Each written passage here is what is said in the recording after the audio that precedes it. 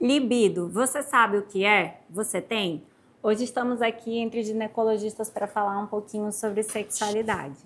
Tícia, essa é uma queixa comum no seu consultório? As mulheres têm buscado cada vez mais saber sobre libido, desejo? Como que está esse movimento no consultório?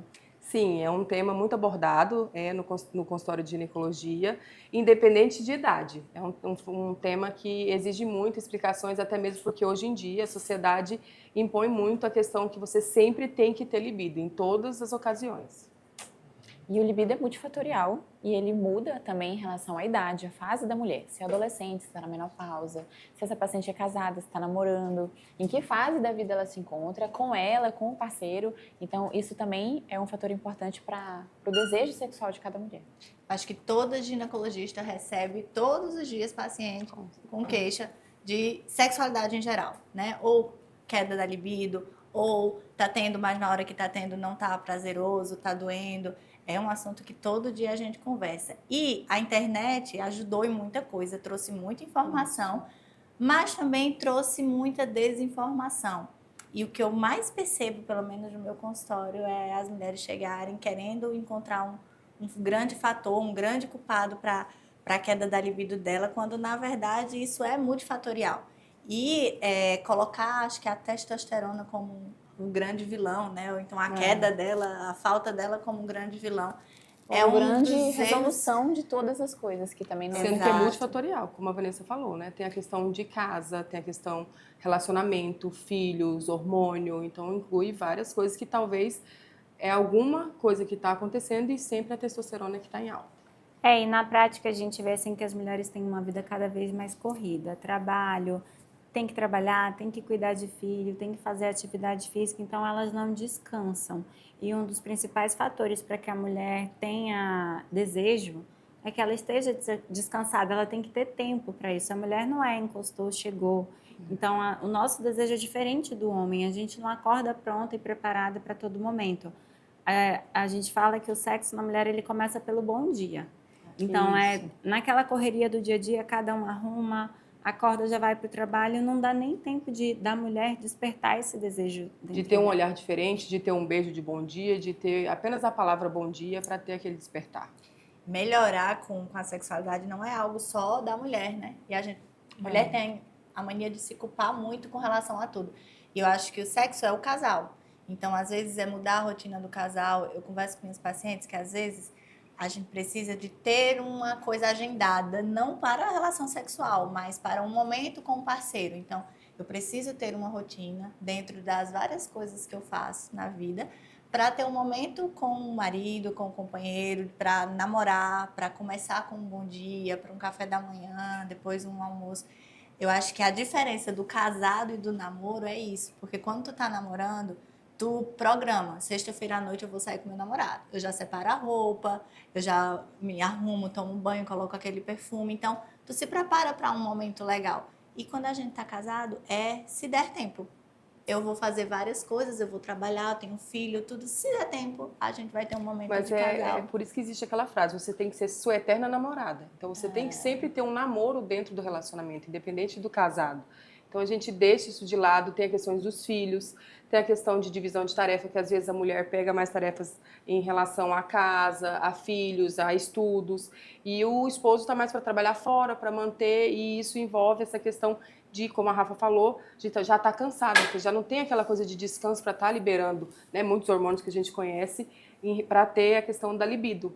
E o que tem que deixar assim claro também para algumas pessoas, que você não tem a obrigação de todas as vezes que o seu esposo quer, que você tem que ter libido. Geralmente as mulheres elas têm ciclos, né, de hormônio, de vida, de todas essas questões. Então, esse é o primeiro passo, você se conhecer e você também ter a vontade. Essa história de se conhecer é muito importante, porque eu vejo que essa intimidade, a amizade entre os parceiros, faz com que a mulher conheça melhor o seu corpo. Então, por vezes, essa mulher não consegue chegar ao orgasmo porque ela não sabe exatamente onde que ela sente prazer. E isso muda de mulher para mulher. Ou até mesmo ela tem vergonha. Exatamente. E se ela não tem essa intimidade com o parceiro, ela não vai ter coragem de falar para ele, olha, assim que eu gosto de fazer, é assim que eu sinto prazer, e essa relação é mútua, porque pro parceiro também. Então, conversando e tendo essas intimidades, essa convivência e essa amizade entre o casal, eles se conhecem. Então, Então ela sabe como que o parceiro sente prazer e ele entende como ela sente prazer, que é o maior desafio, porque o homem ele é visual, ele Isso. sente o desejo sexual visualmente. Como a Rafaela falou, a mulher não. Ela tem todo o envolvimento, a preliminar é muito importante, o estímulo da mulher é muito importante para que lá no final ela consiga chegar ao orgasmo. E se conhecer, saber como que ela gosta daquela relação, vai acontecer com essa intimidade com o parceiro, para ela conseguir falar para ele e testar aonde é que ela consegue chegar no ápice desse prazer. É o conhecimento mútuo, né? Eu acho que é muito importante a gente falar também que a mulher não tem um libido diário, a mulher não quer namorar todo dia, são raríssimas essas mulheres. Mas hoje em dia a gente tem uma rede social, uma mídia, principalmente de mulheres globais, que dizem, lembra da Sabrina Sato, 50 vezes na semana. A gente tem uma coisa que é irreal, a mulher não vai querer namorar todo dia, a mulher tem 1000 coisas para pensar. A média dos brasileiros é uma das maiores de sexo dos casados, que é 1, 2 vezes na semana. Então, às vezes chegam pacientes pra gente que dizem assim, doutor, eu preciso usar uma testa, eu preciso de um chip, eu preciso de um hormônio, porque a minha libido está muito baixa. E a gente pergunta, né, quantas vezes? Aí diz 2, 3, eu digo, não, tá ótima, né? Ela diz, ah, não, mas a minha amiga, ela tá usando tal negócio e ela tá querendo namorar todo dia. Ela diz que se ela olhar pro porteiro, ela tem vontade de fazer sexo. Mas isso não é real e isso não é saudável. Isso são coisas que a medicina, infelizmente, está modificando nas mulheres, mas que não é o fisiológico, não é o normal e não é aquilo que a gente deve buscar. E respeitar as fases que cada uma tá passando, né? Eu não sei como foi para vocês o puerpério, mas eu tô saindo de um puerpério agora, a Maria Fernanda tá com 9 meses, e assim, ter uma falta de sono naquele pós-parto ali. Privação de sono mexe muito. Amamentação. Gente, a gente não quer nem conversar com ninguém, que dirá ter relação, né? Então, o conhecimento mútuo do casal, acho que essa é uma consulta que deveria ser em casal, porque o homem tem que entender a mulher tem que entender o homem, né? Nós somos diferentes fisicamente, fisiologicamente, nossos hormônios são diferentes e tem um motivo para tudo isso. Mas o homem também entender a fase que aquela mulher está passando, Sim. que é passageiro, que vai passar, mas ela precisa de apoio para passar nessa fase, durante essa fase, né? Como é que foi para vocês o puerpério? Eu sempre digo que a libido no pós-parto só volta depois de 1 ano. Porque é quando a criança vai estar dormindo melhor, quando você vai estar acostumada. Muitas vezes quando você resgatou a tua autoimagem, quando você voltou a ficar satisfeita com o teu corpo, que muitas vezes isso afeta sim para muitas mulheres. Tem a questão da amamentação, que até a tua sexualidade pode para algumas mulheres ficar um pouquinho afetada, porque o seio, que é uma área erógena que vai excitar a mulher, também vai estar bloqueada, porque vai estar com a amamentação. E é tanta cobrança, Bom, outro ponto importante é o orgasmo. Não ter orgasmo é normal? Existem pessoas que realmente não vão ter orgasmo nunca? Como que funciona isso? Às vezes acontece de chegar no consultório. Como que é para vocês? é uma queixa não mais tão comum como há uns 5 anos atrás. Eu acho que a internet ela trouxe muitas informações para as mulheres. Então, acho que as mulheres têm cada vez mais acesso à informação. Hoje elas sabem que toda mulher é sim capaz de ter orgasmo, só que para algumas mulheres vai ser um processo um pouquinho mais difícil, porque depende do autoconhecimento, às vezes das crenças individuais de cada um, do relacionamento do parceiro, como a gente falou. De vida, né? O que elas passaram na infância. Mas se aquela mulher ela não tem orgasmo, ela tem que saber que isso é sim palpável, ela consegue alcançar. E a gente tem várias formas de instruir, né? Eu gosto muito de indicar a fisioterapia pélvica. Eu acho que a fisioterapia pélvica tem um resultado incrível. No meu consultório é o que mais tem resultado. Alguns casos a terapia devido a alguns traumas, algumas coisas que bloqueiam as mulheres. O que vocês observam que dá mais certo? Para mim, no consultório, fisioterapia pélvica também. O que mais tem dado efeito? Eu acho que o primeiro passo do tratamento é ela conseguir ir no consultório e falar sobre isso. Externar, né? Essa dor, que não deixa de ser uma dor. Que, como a Rafa falou, há 5 anos atrás, né? Tinha mais frequência essas perguntas no consultório. Hoje em dia é difícil até delas externarem isso daí. Ou por motivo de já saber, ou já procurou pela internet, ou até mesmo de ter até vergonha, de nunca ter alcançado. É que eu acho que ela se sente a estranha, né? A mídia tá tão assim que o sexo é maravilhoso, é normal, todo mundo faz muito e ela se sente a estranha fora do ninho e não é assim, né? É uma queixa que aparece todos os dias nos nossos consultórios. Então, é algo comum, sim. E precisa de ajuda? Tem como melhorar? Tem. Fisiopélvica disparada aí, eu acho que é o que mais dá retorno para as pacientes que têm essas dificuldades. Eu acho que o segundo ponto, depois de ir no consultório, é tentar saber a causa principal de não ter um orgasmo. Foi um trauma que essa paciente passou? É falta de conhecimento do próprio corpo? Talvez ela não tenha um orgasmo com a penetração, que é a relação mais comum, mas às vezes ela tem um orgasmo com estímulo clitoriano, ou às vezes até um estímulo do próprio mamilo, ou em outra parte do corpo que pode ser menos comum, mas que para aquela paciente é onde ela sente prazer.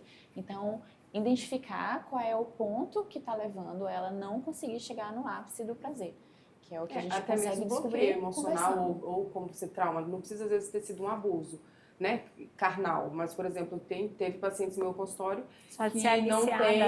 que não tem orgasmo em relação à penetração, mas tem um orgasmo com a questão dos vibradores. Às vezes o parceiro quer que seja naquela posição, ela não consegue chegar ao orgasmo naquela posição. Então ela só encontra o orgasmo em relação aos vibradores ou algum outro, né, brinquedo, o que for. Mas na penetração ela não tem. Ou até mesmo ela finge um orgasmo. Eu acho que isso é legal, fingir um orgasmo. Vocês acham que o parceiro não percebe? Eu acho que às vezes não. Eu acho que a maioria das vezes não. Mas eu acho que o chato de fingir é porque você tá fazendo mal pra você mesmo. Não é saudável. Não é saudável, tu tá escondendo, tu não tá satisfeito com uma relação que precisa de conversa pra melhorar. Mas eu tenho muitas que chegam a falar isso, de fingir orgasmo. Eu acho engraçado quando até pra ajudar o parceiro ou pra ela manter um relacionamento. Eu tenho pacientes que chegam no meu consultório e falam, doutora, me ajude, me passe algum hormônio, aumente o meu hormônio, porque eu preciso estar ali todos os dias. Todos os dias, porque ou hoje às a vezes cultura... ela finge por isso, porque ela quer acabar logo aquela relação, ela tá cansada, ela quer logo só que termine, que ela cumpra o papel dela. De esposa ou de esposa, mulher de parceira e acabou. Então, às vezes eu ela acho super bacana quando a paciente traz o marido, não sei se já aconteceu com vocês, né? Então a gente explica tudo para ela, o que elas têm que fazer, a mudança, a fisioterapia, usar vibrador, tentar coisas novas, tentar o orgasmo que não seja com a penetração. E aí, quando vem no retorno, ela chega lá com o marido e diz assim, tá aqui, doutora, eu trouxe pra você falar. Você falou pra mim falar pra ele. E aí, assim, pelo menos a gente vê que o casal tá empenhado, tá tentando, tá aprendendo. E lógico que, querendo ou não, eu digo que a gente sempre escuta a mulher melhor quando não é a mulher que tá falando, Com né? certeza. Muitas vezes a gente precisa terceirizar para que o casal consiga escutar de forma adequada. E o uso dos vibradores bem orientados, de forma correta, eu acho que é muito válido, ajuda muito e é um ponto importante, inclusive na fisioterapia pélvica, né? É um instrumento, né? É um instrumento até para fazer parte daquele estudo do tratamento da paciente. Mas vale a pena lembrar que a pornografia não é uma boa ferramenta. O nível de exposição e de receptor que é ativado com o uso da pornografia é fora da realidade. Você nunca vai ter aquele estímulo assistindo aquilo na sua realidade. Então, quando você vai para a sua relação, para o real, para o mundo ao vivo, você vai sentir que tem alguma coisa errada. E você vai ter mais dificuldade ainda de chegar ao orgasmo, mais dificuldade de se conectar com o parceiro, porque você está acostumado com um estímulo que não faz parte do real. É que dentre os muitos estímulos que a mulher pode sentir, o sonho de todo marido é que a mulher sinta prazer com sexo anal.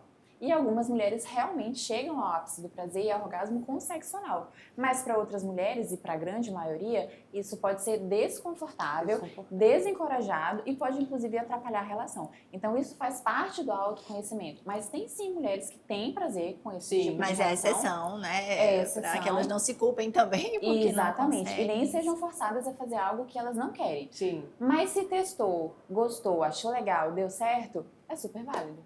Com certeza. Eu acho que muitas mulheres têm medo, ter né? essa noção elas também. acham que também, se as que gostam, no caso, elas têm receio de que isso vai fazer algum mal, que vai trazer algum prejuízo. Aquelas perguntas clássicas, né?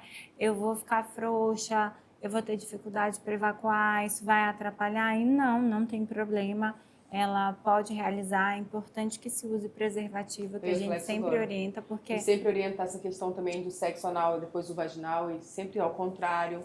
Nunca levar aquela flora do intestino para a vagina, porque senão o consultório bomba com a candidíase e com as vaginosas, então é importante manter cada flora no seu lugar, e eu acho que o sexo ele tem que ser prazeroso para o casal. Tudo aquilo que faz bem para a mulher Se é de mútuo consentimento, se faz bem, não tem problema nenhum. E como é que é no consultório de vocês sobre a queixa de dor durante ou após a relação?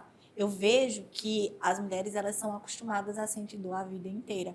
Por isso que a gente retarda tanto diagnósticos como endometriose, adenomiose nas mulheres, porque elas acham que tudo aquilo é normal. Então, O vaginismo primeiro, também. não é normal sentir dor na relação. Aí a causa, existem várias, né? Como é que é no consultório de vocês? Eu acho que o vaginismo, que é aquela tensão na vagina, é o que mais assim deixa a gente triste, às vezes, como ginecologista, porque quando a gente vai examinar a paciente, Você já percebe. tá tudo tão Travado, tudo tão tenso. travado, tenso, que tu pensa assim, meu Deus, quanto tempo a mulher tá com isso e ela não procurou ajuda por achar que é normal. E aí ela vai sentindo dor, ela começa a não sentir prazer, né? Porque ela vai sentindo a Medo dor, da relação. medo. E aí, muitas vezes ela só procura ajuda quando o sexo acabou, né? Assim, ela já não consegue mais ter relações. E aí que ela procura ajuda. E aí é uma investigação para a gente saber de fato por que aconteceu e tentar tratar a base da causa, mas tem um resultado, assim, incrível. E eu acho que o corriqueiro mesmo do consultório é mais, assim, uma dor na relação sexual por O conta da ressecamento. redução da lubrificação, né? Principalmente com o uso do hormônio. Acho que no pós-parto também, né, Vanessa? Pós-parto, menopausal. Menopausa. É, também. são momentos que não lubrifica. Então, por mais que a mulher use lubrificante, muitas vezes ela tem que usar um hidratante, ou tem que fazer um laser, tem que voltar a restaurar o colágeno também daquela vagina, né? Então, ela fica inelástica, então vai machucar, vai fazer fissura, e aí ela vai se afastando mais, assim, da vida do casal. Com certeza vocês já ouviram isso também no consultório, a mulher falar que às vezes queria que o marido achasse outra pessoa, né? Tem. Para fazer sexo. Também Isso tem. parece uma coisa irreal, mas infelizmente é Tem. uma coisa que a gente, como ginecologista, escuta, e aí a gente vai buscar aquela mulher, vai resgatar e vai restaurar a saúde dela. Porque, de fato, o sexo ele é essencial no casamento, né? Ele é o que une o casal, é a intimidade, é o que te tira do papel de amigo para o papel de casal, né? Então, um casamento com sexo, quando ambos querem, com certeza é muito melhor.